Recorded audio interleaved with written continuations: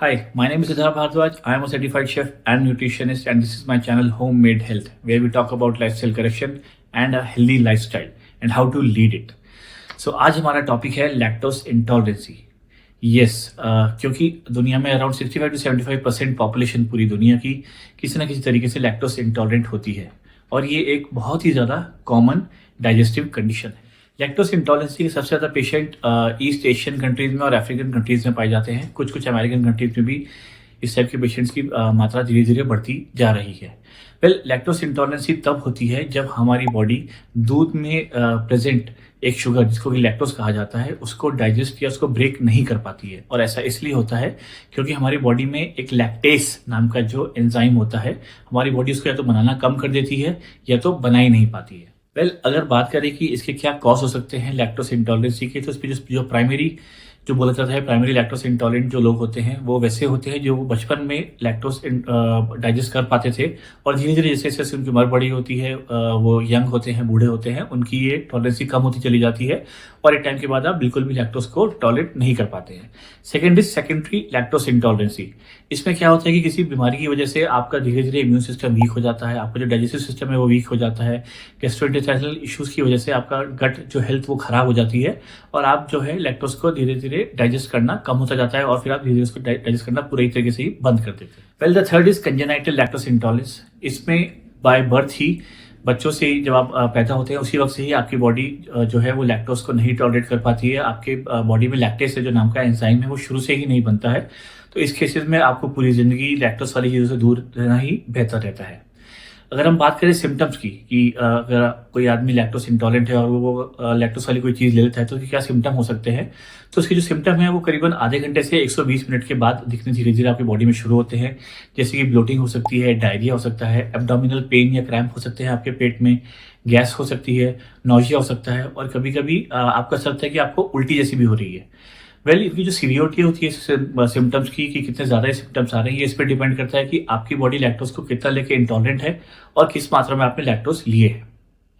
अगर बात करें कि डायग्नोसिस कैसे किया जाता है, इनका क्या है, तो डॉक्टर बहुत तरीके के टेस्ट जो है आजकल वो रेफर करते हैं. जैसे कि लैक्टोज टॉलरेंस टेस्ट हो गया या फिर हाइड्रोजन ब्रेथ टेस्ट हो गया या फिर स्टूल की एसिडिटी का टेस्ट भी होता है.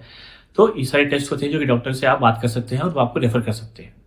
अगर ट्रीटमेंट और मैनेजमेंट की बात करें तो ऑनेस्टली लैक्टोज इंटॉलरेंसी का दुनिया में कोई भी अभी तक ट्रीटमेंट नहीं है. ज़्यादातर एलर्जीज के ट्रीटमेंट नहीं होते हैं. लेकिन हाँ, अगर आप इसके बारे में अच्छी जानकारी रखते हैं, आपको पता है कि किस में लैक्टोज होता है और आपको क्या खाने से प्रॉब्लम होती है नहीं होती है, तो आप इसको बेहतर तरीके से मैनेज कर सकते हैं. अब एज अ डाइटिशियन मैं बात करना चाहूँगा कि डाइटरी मॉडिफिकेशन या डाइट हमको कैसी रखनी चाहिए अगर हमको लैक्टोज इंटॉलरेंसी है. तो इसमें सबसे पहले आता है कि आप अवॉइड करिए डेयरी प्रोडक्ट्स को लेना. जिन भी डेयरी प्रोडक्ट्स में लैक्टोज होता है उनको अवॉइड करिए पूरी तरीके से लेना, ताकि आपको को खतरा रहे ना कि आपको कभी उसका एलर्जिक रिएक्शन हो जाए, कुछ और हो जाए.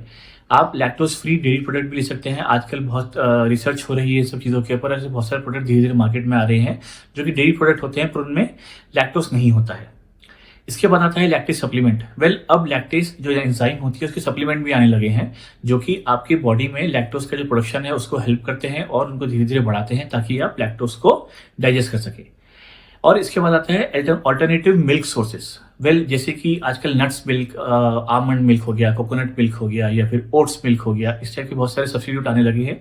तो आप ये भी ले सकते हैं, इनमें लैक्टोज नहीं होता है और आपका जो मिल्क की जरूरत है वो भी पूरी होती है. And the last one is probiotics.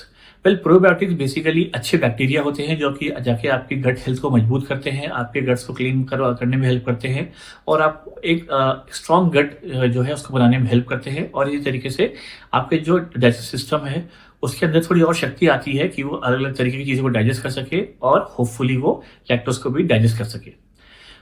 इसमें हमें ये जानना जरूरी है इस इंटॉलरेंसी में कि हम ये जानें कि हमें लैक्टोज इंटॉलरेंसी है या हमें मिल्क की इंटॉलरेंसी है. अगर हम ये समझ पाते हैं कि हमें एलर्जी या जो प्रॉब्लम है वो मिल्क से है या लैक्टोज से है तो उससे हमारी बड़ी हेल्प हो जाती है.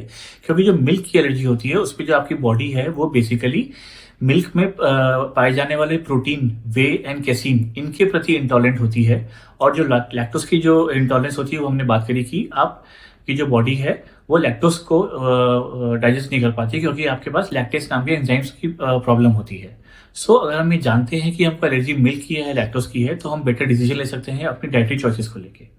वेल इसके अलावा अगर हम न्यूट्रिशन कंसर्न्स की बात करें तो जिन लोगों को भी लैक्टोज की प्रॉब्लम होती है डाइजेस्ट करने में और वो नहीं ले पाते हैं तो उनके लिए फिर ये सारे डेयरी प्रोडक्ट्स एक तरीके से बंद ही हो जाते हैं। तो आपको ये ध्यान रखना चाहिए कि विटामिन डी या फिर कैल्शियम या फिर प्रोटीन ये इस तरीके की जो भी न्यूट्रिएंट्स हैं ये आप दूसरे और सोर्सेज से जैसे वेजिटेबल से या फिर नट्स से या फिर आप किसी और तरीके सप्लीमेंट से इनको अपनी मील में पूरा करें ताकि आपको किसी भी चीज़ की कभी भी आपकी बॉडी में कभी कमी ना हो। Well thank you very much. I hope you like the video. इसको ज़्यादा से ज़्यादा शेयर करिए अपने फैमिली एंड फ्रेंड्स के साथ जिनको भी इस टाइप की प्रॉब्लम है। And don't forget to follow and subscribe our channel home made health.